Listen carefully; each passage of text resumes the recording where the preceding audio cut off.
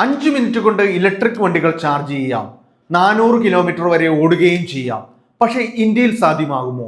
അതിവേഗ ചാർജിംഗ് സംവിധാനത്തിലൂടെ വാഹന ലോകത്തെ ഞെട്ടിച്ചിരിക്കുകയാണ് BYD എന്ന ചൈനീസ് കമ്പനി. ഇന്ത്യക്കാർക്ക് ഈ ടെക്നോളജി എപ്പോൾ ലഭിക്കുമെന്ന് പരിശോധിക്കാം. പുതുതായി വികസിപ്പിച്ച liquid cooled megawatt flash charging terminal സംവിധാനമാണ് മിന്നൽ വേഗത്തിൽ ചാർജിംഗ് സാധ്യമാക്കുന്നത്. 1000 കിലോവാട്ട് വേഗതയിൽ ചാർജ് ചെയ്യാവുന്ന സാങ്കേതിക വിദ്യയാണിത്.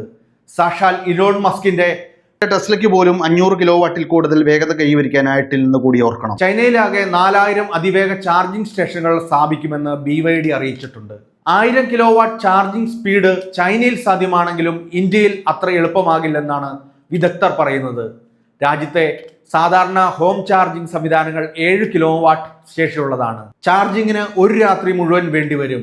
3 ഫേസ് AC ഇൻപുട്ടിലുള്ള പബ്ലിക് DC ഫാസ്റ്റ് ചാർജറുകൾക്കും നിലവിൽ 50 മുതൽ 120 കിലോവാട്ട് വരെയാണ് സ്പീഡ്. 2-3 മണിക്കൂർ എടുത്താലേ ഇവിടെയും ചാർജിംഗ് സാധ്യമാകൂ. അല്ലെങ്കിൽ സ്വന്തം സാങ്കേതികവിദ്യ ഇന്ത്യ തന്നെ വികസിപ്പിക്കണം.